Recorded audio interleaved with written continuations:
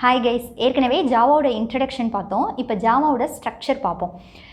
First 3 conditions இருக்குது ஜாவாவோட ஸ்ட்ரக்சருக்கு. First package இருக்கணும், அடுத்து கிளாஸஸ் இருக்கணும், அடுத்து மெத்தட் இருக்கணும். பேக்கேஜ்குள்ளே கிளாஸ்க்குள்ளே மெத்தட்னா இன்னொன்று மீனிங் ஃபங்க்ஷன் அப்படின்னு எல்லாருக்கும் தெரியும். இப்போ உங்களுக்கு புரிகிற மாதிரி சொல்லணும் அப்படின்னா, இப்போ ஒரு சூப்பர் மார்க்கெட்டில் ஒரு சாக்லேட் வாங்க போகிறீங்க அப்படின்னா, இப்போ சூப்பர் மார்க்கெட்டில் எல்லா விதமான பொருட்களும் இருக்கும்.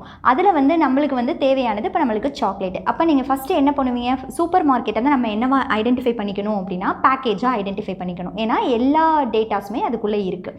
அப்போ அதுக்குள்ளே நம்ம சாக்லேட் மட்டும்தான், கிட்கேட், இப்போ எக்ஸாம்பிளுக்கு கிட்கேட் வாங்க போகிறீங்க அப்படின்னா ஃபஸ்ட்டு நம்ம சாக்லேட் செக்ஷனுக்குள்ளே போகணும். அப்போ அந்த சாக்லேட் செக்ஷனில் நிறைய சாக்லேட்ஸஸ் இருக்கும், டைரி மில்க்கு, மில்கி பார், இந்த மாதிரி நிறைய சாக்லேட்ஸஸ் இருக்கும். அதில் நம்மளுக்கு கிட்கேட் மட்டும்தான் வேணும்.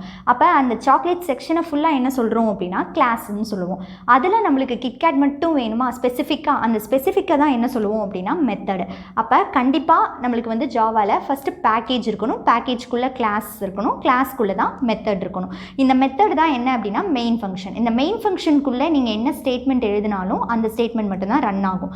அது இந்த மெயின் ஃபங்க்ஷனும் நீங்கள் நார்மலாக போட்டால் ரன் ஆகாது, இந்த கிளாஸ்க்குள்ளே போட்டால் மட்டும்தான் ரன் ஆகும். அதனால தான் ஜாவாவை பியூர் ஆப்ஜெக்ட் ஓரியன்டட் அப்படின்னு சொல்லுவோம். கிளாஸ் இல்லாமல் நம்மளுக்கு ரன் ஆகாது. Okay, thank you.